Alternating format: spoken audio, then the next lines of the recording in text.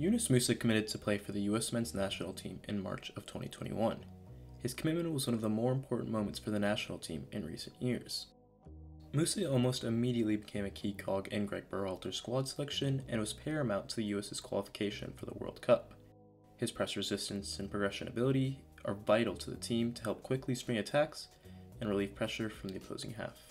Musah plays in a central midfield position for the national team, but for Valencia is typically played as a wide midfielder.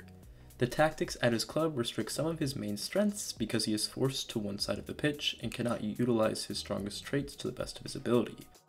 When played in the midfield for the US men's national team, Musah was at times dominant in the midfield, especially during World Cup qualifying. He plays in the fan-named MMA midfield, along with Tyler Adams as the lone 6 and Weston McKennie as the other 8. After missing the first 3 games due to injury, Musah was a mainstay within the starting lineup throughout the rest of the qualification group. This video will analyze how Yunus Musah, despite being far from reaching his potential, was dominating the midfield during these games. One reason Musah is so important to the team is that he's able to hide some of Tyler Adams' deficiencies on the ball. Musah will often drop deep to retain the ball and is so dynamic in progressing the ball forwards. Here, he receives the ball near the sideline with seemingly no options other than a back pass to the keeper. Instead, he quickly changes directions and blows by the defender to launch a counterattack. He has a blend of power and elegance on the ball. This sequence is ridiculous. He effortlessly blows by the first man, does a ballerina-like move before narrowly missing out on a good idea. Watch here as he shoots out of a cannon, making the defenders look as if they are in quicksand. In the past year, I've seen his spatial awareness improve by leaps and bounds. Watch him check his shoulder to locate the defender, which allows him to open his body up easily to skip past and open up the attack. Again, he is checking his shoulder before playing a disguised pass to Serginho Dest.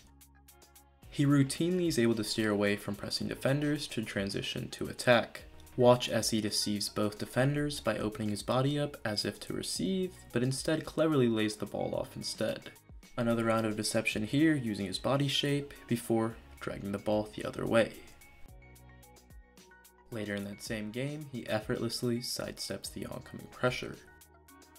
I love when he drives into space and leads the charge into the final third. This clip is a vintage Yunus moment. Nothing seems to be on, and he quickly turns up the field, combines a few times before laying it off to Paul Areola for the cross. This time he has space and drives into it and perfectly waits the ball for Serginho Dest to cross it in for a Ricardo Pepi goal. Again, he continuously terrorizes defenders and creates a chance out of almost nothing. I actually think that his ability in the final third is a little bit understated. His main issue is his final ball and decision making. We have seen here that he is constantly creating dangerous situations through his ball progression and dribbling. I don't think chance creation is a big issue for him.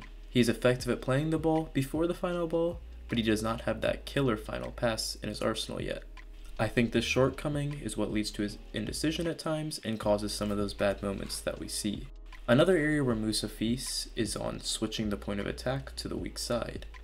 With Anthony Robinson and Serginho Dest bombing up the field, there is often space to be exploited on the weak side.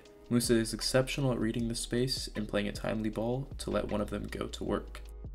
Here, Musah's gravity keeps all of the defenders ball watching and he's able to set up Dest with a 1v1 with the fullback. Again, a nice turn and then a rope to a charging Dest. A quick little half turn before a delicately chipped ball over the top to again put Dest into space. Sometimes because of the risky situations that he tries to navigate out of, he can lose the ball in some bad areas. His touch can be a little heavy, or he can try to do a little too much. I would like to see him be a little bit more cautious and pick his moments better. With that being said, I will take these downsides every time in exchange for the benefits that he provides. He can hopefully learn to be more risk averse, but that insane ball progression is something that cannot easily be learned. Out of possession, Musah is a little wet behind the ears. He sometimes lacks the focus and tactical discipline to truly make a difference on this end. He can be hesitant when forced to mark a man, leading to easy build-up for the opposing team, or he can be a bit nonchalant in the challenge. My hope is that when he eventually gets starting reps at central midfield for club, he'll be more exposed to these situations and improve on it. But we have seen the beginnings of some really good stuff. Here, he probably should have been closer initially to the man, but when he recognizes the danger, he closes down quickly to win the ball and eventually draws a red card. Here, Musah punishes some reluctance and is able to knock the ball out for a throw-in. Some relentless pressing, which eventually leads to a Jesus Ferreira shot. Musah deals with this 1v1 situation perfectly by squaring up to his man and then not getting beat. He's also getting better at using his body, ragdolling this Costa Rican player.